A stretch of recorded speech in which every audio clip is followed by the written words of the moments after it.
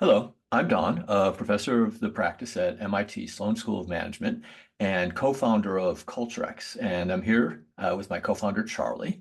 And today we're delighted to speak with Sharon MacBeath, who's the Group Human Resources Director at Hermès. Now, Hermès was founded in 1837 when expert leather maker Thierry Hermès opened a Paris workshop to make horse harnesses for European nobility. Now, given the disruption to horse-drawn transportation, not to mention the disruption to European nobility in the subsequent 2 centuries, the odds of Thierry's business surviving, let alone thriving, were pretty slim. But if we fast forward to 2024, Hermès is world-renowned for its exquisite craftsmanship, its uncompromising quality, across a range of product lines, no longer just leather goods, still leather goods, but clothing, home furnishings, and of course the iconic and much coveted Birkin and Kelly bags.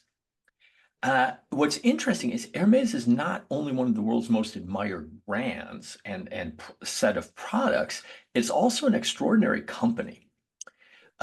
So it's been family run for 6 generations.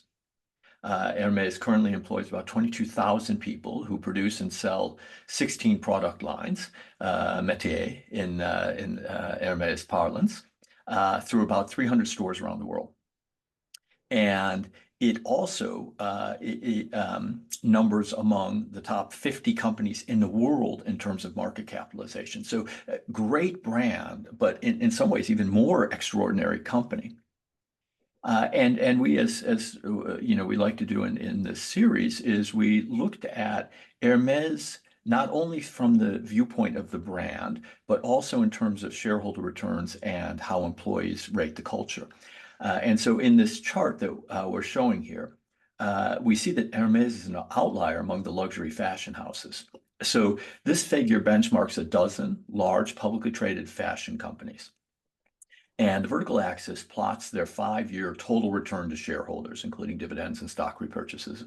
And as you see here, Hermès is nearly 1.5 standard deviations above the luxury fashion mean. So that sector as a whole produces quite nice returns to shareholders, but even within that sector, Hermès stands out for its returns. On the horizontal axis, we're plotting how employees rate their company's culture and values on Glassdoor. This is a global rating. And again, here, Hermès is even more impressive on this dimension at about 2 standard deviations above the luxury fashion mean culture rating. So, a real outlier and a real culture champion in the way we think about it. So to discuss the role of culture in Hermès' success, we're delighted to speak today with Sharon MacBeath, the Group Human Resources Director. And now Sharon joined Hermès' Supervisory Board and Governance Committee in 2016, and she currently sits on the company's Executive Committee and leads the Global Human Resources team, which oversees, again, over 20,000 employees around the world. And in that role, Sharon helped guide Hermès through COVID, which is a big disruption for all of us, of course, and a significant expansion in the employee base. At the same time, the company maintained its industry-leading returns and, preserved the healthiest culture. So one of the tensions we'll talk about is how you can maintain those kind of returns and that culture as you grow. So Sharon, welcome. Donald, Charlie, thank you very much. It's a real pleasure to be here to talk about culture. And where would you like me to start on this story? I mean, you've mentioned quite a few things that are probably worth picking up on, and perhaps as you mentioned, the beginning of the entrepreneurial adventure in 1837, because I think as much as Hermès has become a global group and luxury brand, it's also still a family business. We still have 3 family members in our executive committee. And as you mentioned, it was Thierry Hermès who in 1837 decided to open his first store in Paris in Rue Basse des Remparts, making harnesses for carriages. And he developed the business selling harnesses in Paris. Now, I don't want to go through the whole history because I know we're here to make the connection with culture. But I thought it would be interesting just to mention come back to that, because the first encounter with disruption that Hermès encountered was actually when Thierry Hermès and his brother went to the United States in the early 1920s, and they saw indeed that the automobile was about to become popular, and potentially, thanks to Henry Ford's production line, which they saw they actually visited and believed would be behind the democratization of the car, and realized that maybe their major client at the time, the horse, was perhaps at risk. And so that was, as I said, the first beginning of when they had to look at how they might use the core competence of making harnesses and saddles at the time to diversify. And that first diversification was around baggage, so that as again the automobile became more popular, people were traveling more and more into leisure, and that was the beginning of an entrepreneurial story, which has really, as you mentioned, continued now for 6 generations, and has produced some quite remarkable results, which you've signaled here in through the notion of total shareholder return, of course, which has been quite impressive. But we also communicated just this morning, actually, our third quarter results for this year, and so we're still in double-digit growth in a market, in a luxury market that's slowed down quite significantly after 3 years of exponential growth coming out of the pandemic, and some of the comments of analysts today, the things that keep coming back from their perspective are, of course, the positioning of our clientele, and also our pricing power. But if we, as we'll do, I'm sure, in the context of our conversation, look at what's below the visible tip of the iceberg, which are, of course, the financial results and growth, I am personally convinced that that very strong culture that's been built up through time in a very consistent fashion is a key factor in the success today, and of course that's what we can get into exploring. You mentioned 22,000 employees were actually. That was at the end of last year. This year we're now at 24,000. And since I joined the company in 2019 in this role, and previously in the board, we've created an additional 9,000 jobs, moving from 15,000 to 24,000, as I mentioned, which means today in this, as I said, historically entrepreneurial business, of the 24,000 employees, we have more than half who have less than 5 years experience with the company. And so continuing to find mechanisms to deliberately shape and nourish the culture of the company is really, I think, the main challenge I was hired to take on when I joined the company. But there are, of course, many other features that are maybe worth focusing on first before getting into some of the specific human resource mechanisms. If I think, just to maybe quickly build on you mentioned moving from the boardroom and a non-executive role into the current position. Some of the things when I mentioned going below the surface of the water and exploring what's maybe not visible from the outside, when you see the one brand, an integrated network of stores, a craftsmanship model, and the financial results is, first of all, an organization structure, which is actually very decentralized. So the organization is organized around 16 different métiers or business units. So fine jewelry, shoes, women's ready to wear, they're all structured as business units. And then each market is also a business unit. So we have a mix of markets, métiers, which have quite a high level of independence. So that's a first thing is organization structure. And there are some key governing principles, like our freedom to create and a freedom to buy. And again, when you bring these things together, they compensate each other, but it allows for a high degree on one side of localization, and we can come back to that. And I would say thirdly, the strong culture based on both humanistic values and some of the governing principles of the company, which similarly in a decentralized organization allow people to benefit from both a high degree of autonomy, but to do that within a form of framework. And that said, it's quite an implicit framework, but again, I'm sure we'll come back to that as well. It's such a fascinating context, Sharon. I wonder, maybe a starting point might be, what actually is the Hermès culture, and how does 6 generations of family ownership shape it? Well, it's a great question, because there's what actually is the culture. What's striking on one side is that if you were to go and walk around the offices here and go down to the atelier at the Faubourg Saint-Honoré, and then to go into the store and speak to salespeople, you would immediately see quite a lot of consistency in the way people describe the culture.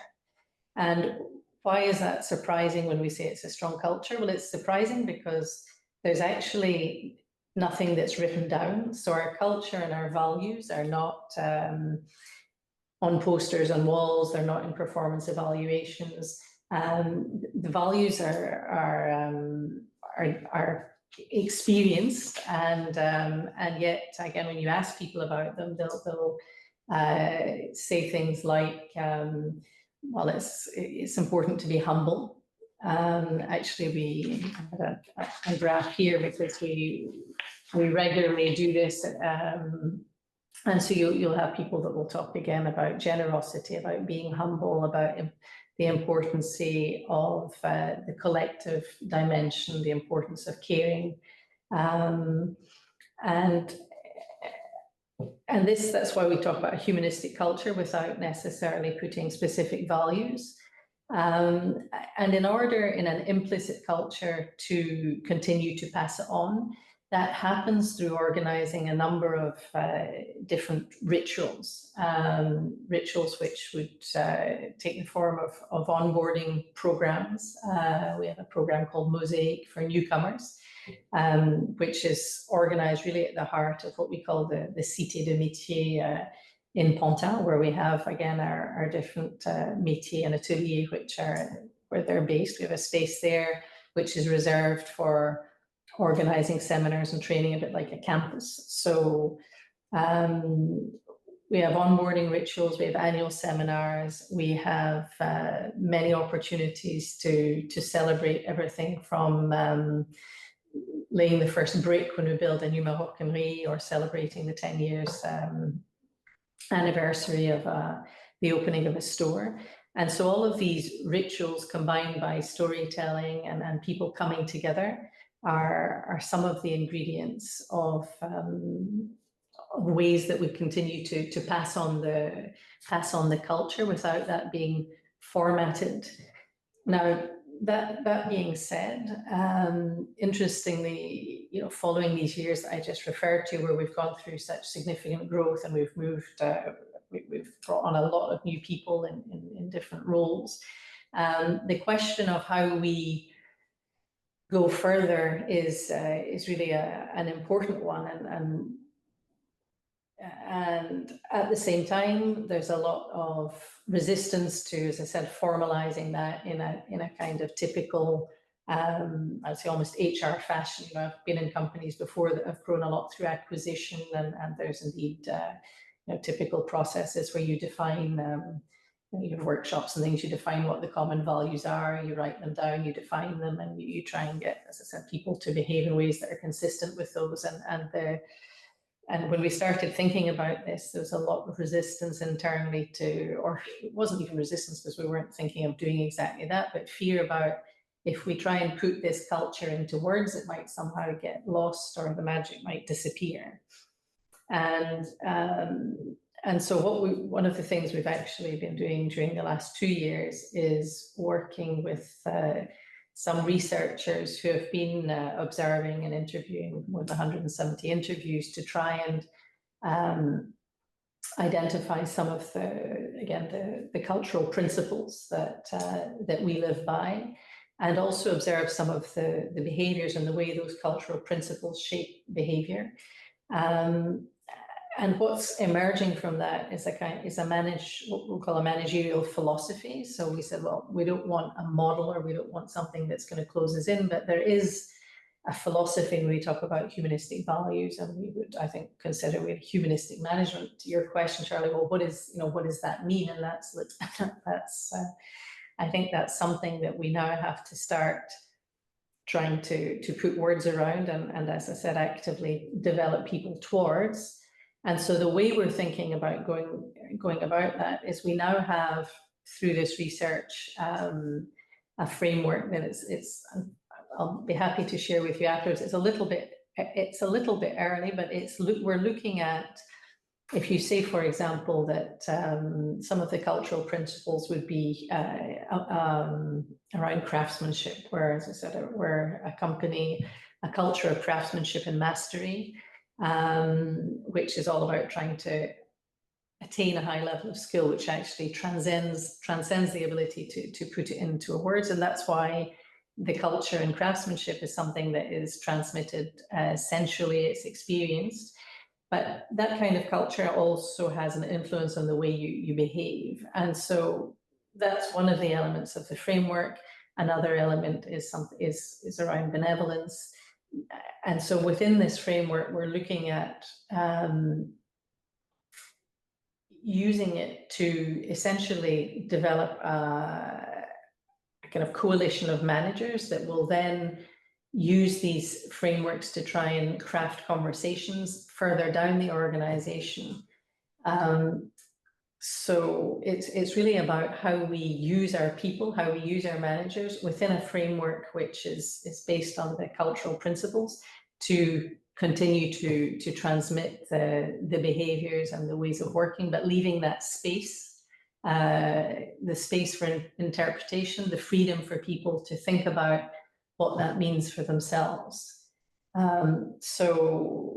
So I know that still probably sounds a little vague, but it's typically that kind of approach that we try and work on, which is a combination of, as I said, setting principles and frameworks that are specific to the company and leaving the space for interpretation and the freedom to use that as is seen best in a given context. Yeah, it's so interesting kind of hearing not just this discussion, but when we chatted about this earlier, the thing that I find most intriguing about Hermès and the culture is that with this model of apprenticeship, savoir-faire and managerial principles or culture are transmitted simultaneously in an apprenticeship. But when you accelerate the pace of growth, and when much of the growth is happening, at the stores or outside of the atelier, outside the workshop, then all of a sudden, that what most organizations would be inclined to do is say, let's codify it, as you were saying, and put it down in words and put process around it. And that kind of runs counter to the DNA, the cultural DNA of Hermès. And so it'll be really interesting to talk through a couple of these mechanisms. And let's stick with the one you were talking through.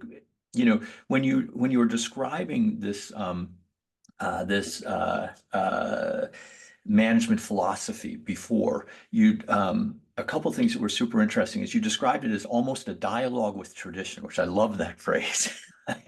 And you were talking about how you had this set of leaders who had been through a previous training program, who you were trying to get involved in this, and that you were encouraging them to use this leadership philosophy to structure dialogues around tension. So, benevolence, but, you can't have harmony at all costs was, one example that you gave. So maybe just if you could talk us through a little bit more, because I'm sure our members would be super interested in hearing the kind of the details of how you're doing that and how you're taking an approach that isn't, codify and can turn into process, but one rather, put some codification around it with the philosophy, help people structure the dialogues, but so that transmission mechanism is less, formalized than what many organizations might be inclined to try. Yeah, no, thank you, Don, for coming back to that, because it's indeed, as I mentioned, that in a decentralized organization, which puts, as I mentioned, in its governing principles, quite a lot of importance on these notions of freedom. We talked about the creative freedom, the freedom to buy, and in a way, this is the freedom to lead. It's indeed not, culturally, if you're trying to do this, and even if 24,000 people is probably a lot smaller than some of the other multinationals, it's nonetheless, we have to find these ways, as you said, to bring people along without processing things or putting everything into systems. And so to your point about leading with arts, we had a first program which we call Leading with Art, which was a leadership development program. And it was actually one of the first initiatives that I started on joining the company, because in a company with a strong culture and a strong history and heritage, it's true that and especially with great results, as you illustrated in the TSR diagram, it's not always easy in that environment to bring about change, or even to suggest you do something differently. And so Leading with Art was a lot about that dialogue with tradition, as you mentioned. So how can we stay within the culture of the company, and at the same time, and make sure we're moving forward, making sure we're anticipating the way societal expectations and the world is changing at large. And so Leading with Art was a program really which was quite focused on self-development and doing that within the context of the culture. And in that program, in fact, it was how this need emerged with people saying, we would find it helpful to have some kind of framework or way of going forward and of sharing this more broadly. And that was how we came up with the idea as we went through this study, which was a separate initiative. But we said, okay, let's then, with those, it's now about 150 leaders that have been through the program, who now we asked for this. So that's how we can use them in turn. So use that leadership body to in turn pursue the conversation more deeply into the organization, as I mentioned, with a view to continuing to transmit, to pass on the culture, our values, our ways of working to the people that have joined.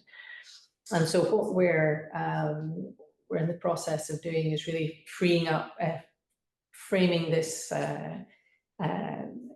this philosophy, and next month we're going to start training that group of more than 100 leaders to facilitate conversations through the organization. So it's in a way using people instead of process to again vehicle the values, vehicle the behaviors that are required to bring those values to life, but doing it in a way that again allows that liberty on their side to interpret as they feel fit for their specific context. And again, it's an international group, so we have to allow that space in Japan to say, well, part of this is giving, for example, feedback, but the way you would choose to give feedback to somebody in Japan is probably a bit different from the way you might go about that in the United States or in France. And so that's the kind of thing that we think is important to try and do. And it also is about placing responsibility with that leadership group for making this theirs, and again, taking it forward. And what are the kinds of discussions, Sharon? And I know this is work in progress and it may be premature or difficult to answer because the question is premature, but what are the kinds of discussions that you would most like to see those leaders having with their colleagues? And what would you, after observing or after those conversations have taken place, how would you say, like, yep, this seems to be working well? Like, how would you think about what success looks like? I think one of the things that, and you mentioned this earlier on, quite often, this is true of Hermès, but it's maybe true of many businesses today. You mentioned the dualities, or we see that we're being confronted with apparently contradictory demands. We have to do the quarterly results, but we also have to continue with our long-term strategy. We have to find local solutions, but we're in a global organization. Or we have to do volume, but we need to make sure we're industrial and craftsman at the same time. And a lot of the time, within the, employees will flag that up. And so we're always faced with these kind of apparently contradictory demands, or they'll talk about the kind of contradictions in the company. And I think this is an opportunity to take some of those or often recurring themes and having the conversation around those. And as you mentioned, so one of the themes that has again been recurring in the last few years is we want this culture of care, and at the same time we're undergoing these growth, quite exceptional growth, which has been putting a lot of strain on the team. So how can we grow fast and care? And so that was an example of one of the conversations, the kind of collective conversations we have had, which is required at one level reframing. So, yes, there's often when we talk about growth, for example, we're focusing on financial growth, when in fact, we're growing. If we reframe and we think about growth more holistically, we're growing in many ways, and indeed our ambition in HR is we talk about growing the company and growing with it. So, so we're growing, and there's a number of benefits to that, and that caring is that there are benefits of growth that actually are allowing us to care and create opportunities for people, and really having a conversation around that and how managers can play a role in addressing that, rather than saying it's something that where we can't do both is an area I think where it's helped us move forward and see this less as a dichotomy, and also take ownership for the caring in a context for growth. That might be one of the examples. So, Sharon, and I think this is especially relevant as you grow so quickly. To what extent does culture sort of act as an operating system at Hermes that allows it to bypass some of these formal processes that you might otherwise have to install as you were growing? Yeah, I think it's interesting, because I wouldn't, if internally, again, I was to say, well, actually, culture is an operating system, I think there would be quite a lot of pushback for the reasons we've described, that, well, we're not a process company. We're about everything except culture as an operating system. And at the same time, as we mentioned, there's some firmly embedded principles that clearly guide the way the organization works. And we've mentioned a few of those that are maybe worth coming back to, like the freedom to create and the freedom to buy. And if we say a little bit more about those two cultural or governing principles and how they affect the culture and the way the company is run, it means that every year, the freedom to buy means that the artistic director we have a theme. So this theme, and it's not a theme that you'd expect to hear in a fashion house, like, I don't know, red is the new black or something, but the theme this year is the Faubourg. So 24 Faubourg is our flagship, first flagship store in Paris, and so that theme means that all of the in each métier, the artistic director interprets that into the collection. So there's total freedom around that theme for it to inspire the collection of shoes, jewelry, and of course it's not in a literal way, but that's next year the theme is the dessin, so drawing. So again, we'll see what comes out of that. So there's a lot of freedom for each métier to interpret to draw their collections based on that theme, and then they produce their collections, which are then shared in what we call a podium. So twice a year we have a podium where all of the collections, which is about 50,000 references, are basically on show, and the buyers, so about more than 1,000 people from all across the group from different stores, will come to Paris and exercise their freedom to buy. And so of those 50,000 references, they'll choose the collections that are specific to their market. And so when I say a market, you'll have the teams from Shanghai that will come and buy for different stores in Shanghai or from Chicago. And so basically, if your collections are bought, then they get produced and they appear in stores. And if your design isn't bought, then it doesn't get manufactured in the most simplistic way. So those are two very fundamental guiding principles, I said, that actually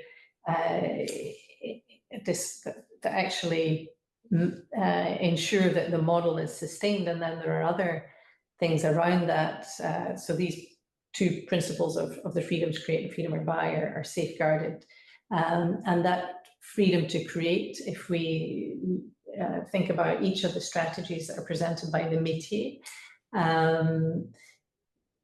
in those strategic reviews, there's which Alexandre Dumas, our CEO, is part of. He will always make sure that we're not interfering in that creative liberty.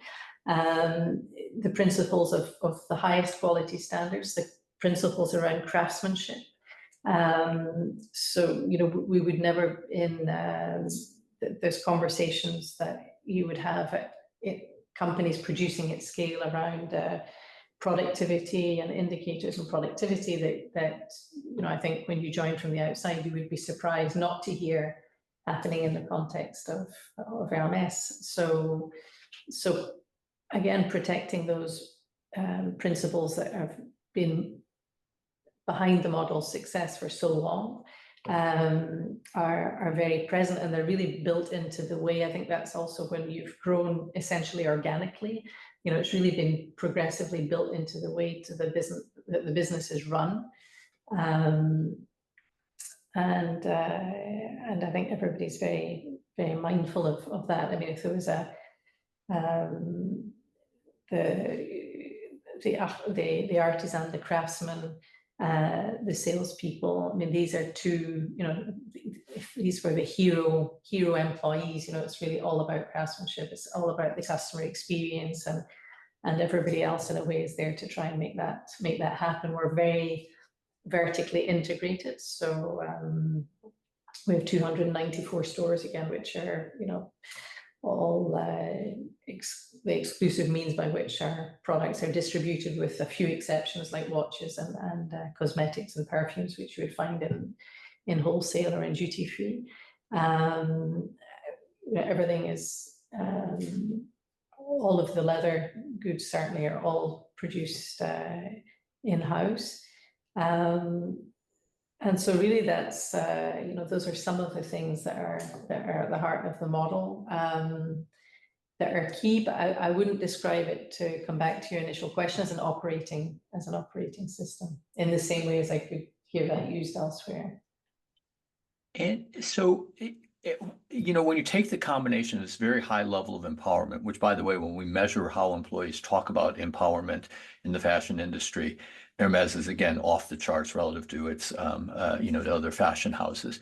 When you talk about the combination of empowerment and growth, it really raises this issue of how do you imbue the new people you're bringing in with the culture. And I wonder, maybe, Sharon, you could talk us through a little bit on the sales side or on, with software developers. So someone outside of the craftspeople, where you have literally 200 years of, kind of instilling the Hermes values in them. When how do you instill this culture, or embed this culture when you are hiring a new store manager, for instance, or when you mentioned you brought in, I think it was about 200 software engineers. How does it work in those contexts? No, I mean, one of the first things, because you mentioned, bringing in people. So for, as far as possible, we would, try and favor hiring, growing talent internally. And of course, as you mentioned, that's not always possible. And it's specifically not always possible when you have to, where we have a new digital platform, and we decided that we would go about developing that internally and hiring our own. We interestingly call them craftsmen of code. So we went out and hired these codes craftsmen and brought them in. So of course we're bringing in, as you mentioned, a couple of hundred people across the last 2 years to work on that platform.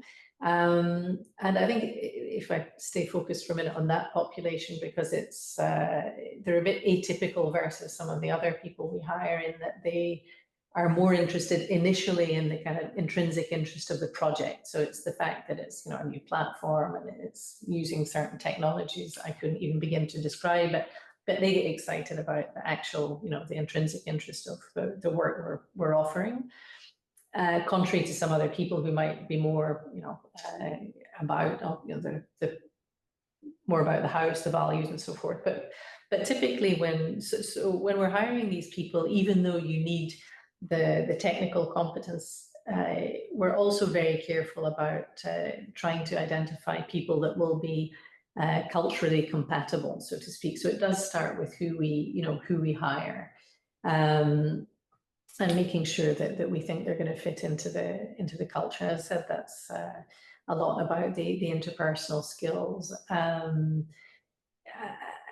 And interestingly, because as I may have mentioned to you when we spoke, Donald, we had a seminar for this population, a digital seminar in Lisbon 2 years ago, and part of the reason we brought more than 200 people together in Lisbon for 3 days with the executive committee was really about continuing to make sure they were part of the company culture and the story overall. And what we found in a short space of time is that they actually are, and it's also typically a younger generation, but they're very sensitive to the values of the company, the fact we're a very collective organization. We don't, and again, this is maybe different from other luxury brands, we don't have a set of stars. So there's not a specific handful of people that make Hermès what it is. Even Axel Dumas, our CEO, always talks about being number two. So there's Hermès first, and he's number two, and we're all number two to kind of the company and its mission. And I think that that resonates a lot with that people and that population. And again, in the way the digital teams specifically work, I mean, they use a specific approach, which is an agile method of working, which again suits their projects. But they're really, they have a campus which is right in the heart of Paris. It's not a group of people because they're developing code that we've stuck outside the city centre somewhere in low cost offices. It's not. It's maybe actually another feature of Hermès, which might be increasingly unusual, but we have very much a work from office policy. So our craftsmen are here, our salespeople are here, but our digital, our coding craftsmen are here too. And that's also part of the way we pass on the culture. You're part of these rituals like going to Lisbon for a 3-day seminar, but you're also part of the kind of town halls or the things that happen, the coffee machine discussions, and like everybody else, they participate in the onboarding programs and in the sessions we organize to, as I said, to continually pass on the culture of the company. I wonder if we could dig into those a little bit more, those onboarding programs, and a point you made earlier, or began with earlier, around the role of these rituals. So could you talk us through, for the different populations, software engineers, for the craftspeople, for the, for the store managers and sales reps, like what are the critical rituals, or which rituals do you see as most important in transmitting that culture that allows you to avoid, kind of formalizing it and, converting it into a process? So maybe the first thing that's interesting to say, in addition to, rituals that might be specific to the digital organization or to this, it happening in stores, Mosaic, which I mentioned, within the first 6 months, we would firstly bring those groups together. So it's not, we don't have the digital people on one side and the salespeople on another side. So the last session of Mosaic, we actually brought, I did the opening, so we were 248 people, 48 people that came from outside France, 200 people from France. And in the room, there were, craftsmen, salesmen, all levels of the organization and all different functions. So I think that's the first thing that's important. We don't say, well, there's the senior management onboarding and there's the things we do for craftsmen. So everybody comes together. As I mentioned, we come together in our Cité de Métier in Pantin in the north of Paris. So they're in the heart of the house. And during those few days, we have presentations of the different functions and métier in the house that are held. So you have all of the executive committee members that will come in, and I'll talk about human resources. Pierre-Alexis Dumas will come and talk about the artistic direction. Agnès de Villers will come and present the perfumes and cosmetics division. So there's exposure to really getting an overall view of from the top people in the house around the different métiers that make up Hermès and the different functions. We'll also visit, we have a museum, so the Émile Hermès collection. So we have a collection of pieces that Thierry Hermès and then Émile Hermès pursued. And so there's a visit to the collection and the conservatory where we have all of these historic pieces. They'll have a session where they'll learn to do the craftsman, what we call the cellier stitch. So they'll make like a bookmark in leather, but you actually get to start to practice a craft.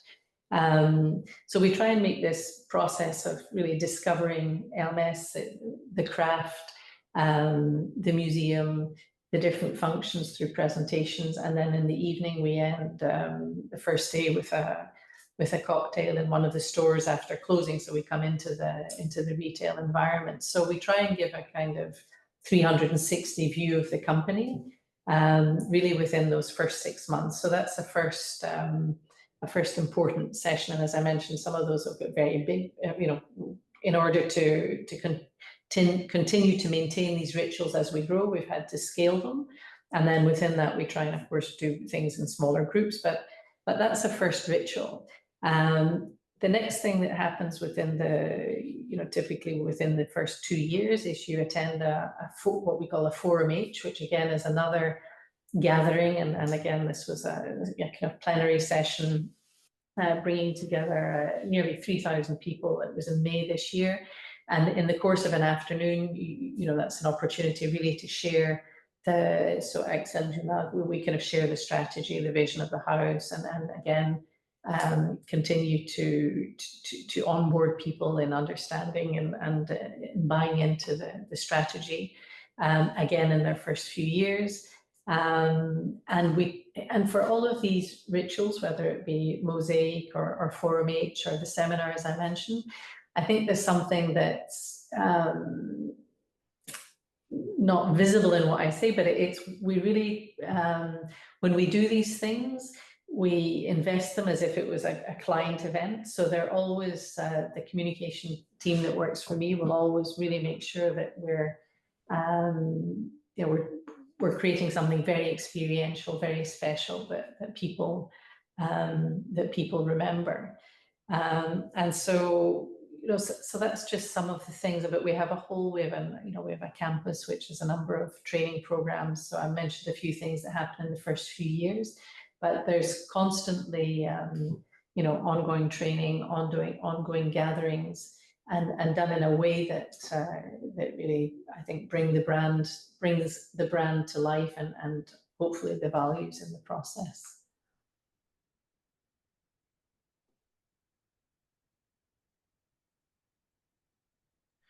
My apologies, was on mute. That's very fascinating, Sharon. There's the museum, especially these rituals are just so distinctive to the culture. Now maybe we could open it up to the Culture Champions Roundtable for just a second. Annabelle, I think you had a question. I did. Hi, apologies. Thank you, Sharon, for your time and sharing your knowledge. So one of my questions was, how do you continue to measure and track the culture so that it remains pretty consistent to the philosophies that you talked about throughout time and throughout the business units that are spread out from stores in store culture versus, at your flagship stores or your flagship locations and then your corporate headquarters? How do you do that? How do you know you're on track? It's a good question, because until a couple of months ago, I wouldn't even have had an answer to that, because we wouldn't have done anything that's measurable. We were referring to another company earlier with Donald that was talking about NPS for, using a form of NPS for that. And what we did more recently this year, for the first time, in fact, was we did deploy an engagement survey group wide. And so in that survey, there was, the first thing actually to mention, which I think reflects engagement itself, is we had 91% of employees that completed the survey. So of 24,000, we had a response rate of 91%. And then we had, it was well over, interestingly, I remember the score in digital, because in that population we were referring to, 100% of employees said that they understood and were aligned with the company values. But overall, it was a very high score in the 90s, people saying, we understand and are aligned with our company values. So, that was really the first measure, which again, when you consolidate and look globally, it's very encouraging. And at the same time, as always, when you drill down, then you're able to say, there's something that's maybe not right in this store or in that country, or there's something we need to look in more depth. So it's the first time we've done that, as I said, with the same format for the group as a whole, and it's been very useful.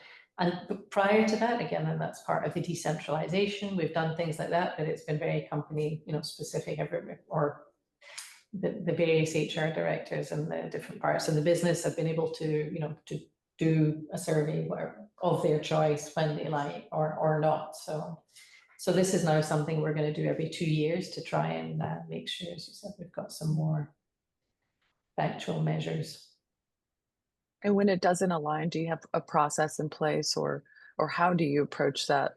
If you start to see the culture shifting in a way that doesn't align with those philosophies? Well,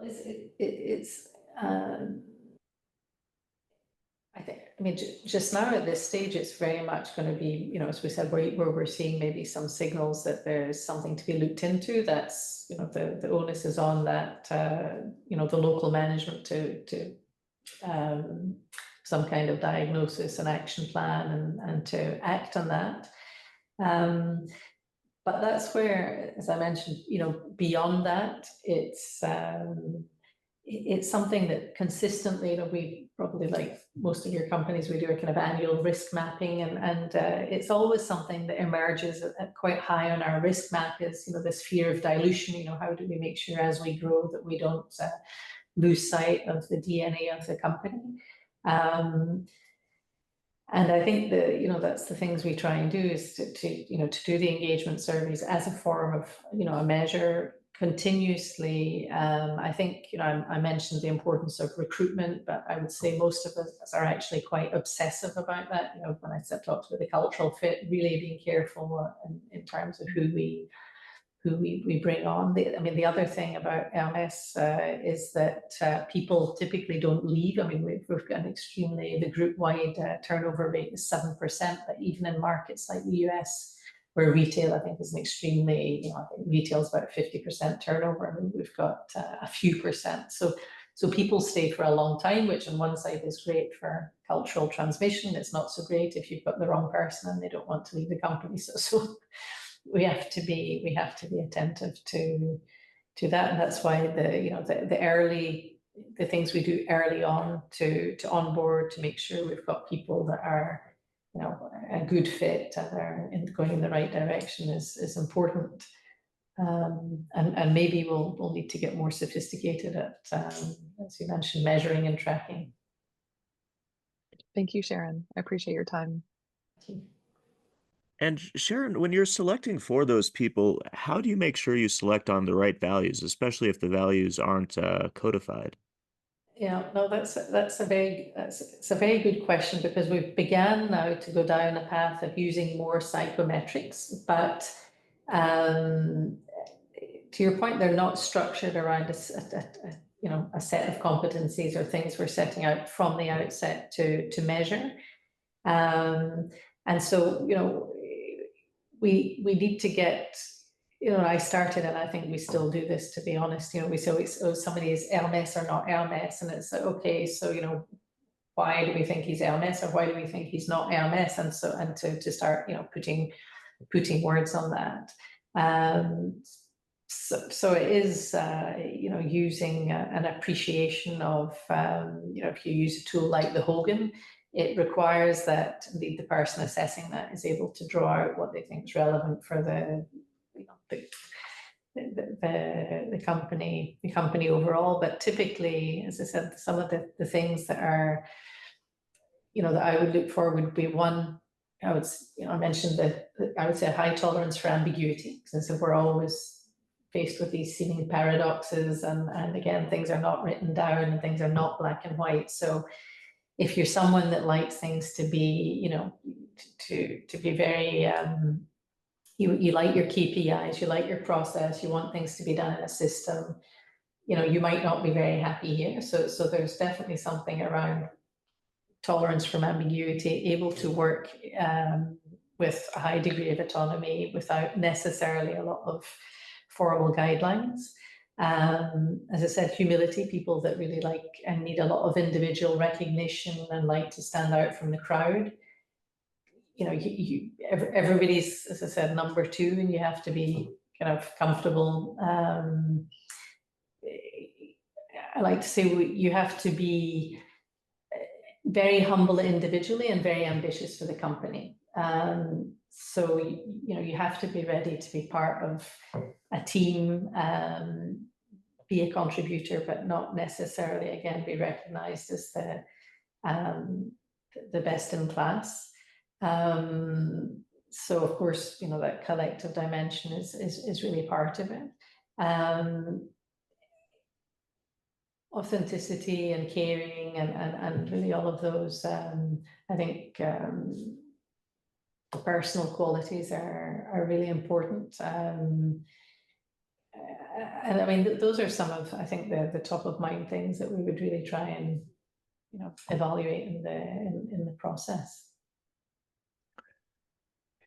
Sharon, I wonder if we could, as we close things out, ask you to step back a little bit and reflect on your journey, over the past few years, where you've, again, in an organization with high levels of autonomy, low levels of structure and growth. That's a challenging set of conditions to preserve a culture as you're scaling. So, what advice would you give to other leaders who are, trying to maintain their culture as they scale, but who maybe don't want to, try to codify everything and put it all into a process. Like, what have you learned? What's worked well? What have you found challenging? If you were talking to a colleague or a friend about who is about to embark on a similar journey, what advice would you give to them? I mean, I think I think if I think again that, and I put this in the context of my own, the different companies, I've worked with, everybody can say, it's all about the people. So if I think more about what's specific to Hermès is, I think that that there's been a lot of continuity. So the fact that you've got a lot of stability, I think, at all levels of the organization. So, the stability at the level of the executive committee that allow, again, a long-term strategy and consistency in the way that that strategy is deployed. There's a lot of consistency in the model, and so the craftsmanship model, the approach to client experience, the fact we don't have we don't have a marketing department. There's that, respect for those governing principles of the company. If you've got those strong principles, you've got people that are really signing up for the long term, and you manage to create a context of stability, then I think that's I think those are some of the fundamental things that are through time contributing to the kind of total shareholder return that you shared in your first graph. Because if I think about some other companies I've worked for that where there's been instability, the higher turnover, lots of instability at the top and things like that, it's the other extreme. But again, it's not surprising, however processed and structured you might be, if you've got a high turnover of people and new directors that are coming in and taking, without even talking about taking a different direction, but coming up with new initiatives and changing course, it's very difficult. So I think again, if the more you can from the outside get the right people, have people sign up for the long term, and ensure consistency. And I think when I'm saying that, it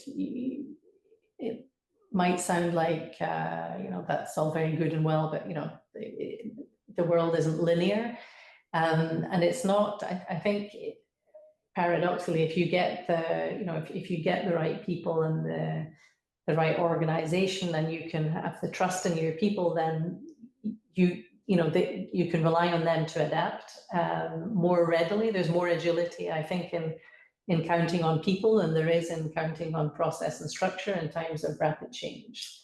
And so I think that's where, again, getting that right, I think, is quite a long-term challenge. But if you really have people you trust and that know what they're doing at all levels of the organization, you can really trust them in times of change to adapt and to do the right thing. And I would say that's maybe some of the connections with culture. Wow, you stuck the landing, as we say. But a perfect kind of combination of the importance of tradition and stability to enable the agility and innovation and culture underpinning that. So now we can add to our list of things that Hermès is great at, extraordinary brand, extraordinary company, and extraordinary conversation. So Sharon, thank you so much. It's been really, really helpful, and our members are going to gain a lot from this. I really appreciated it. Thank you, Donald and Charlie, and all of your members for inviting me. I've really enjoyed it. Thank you.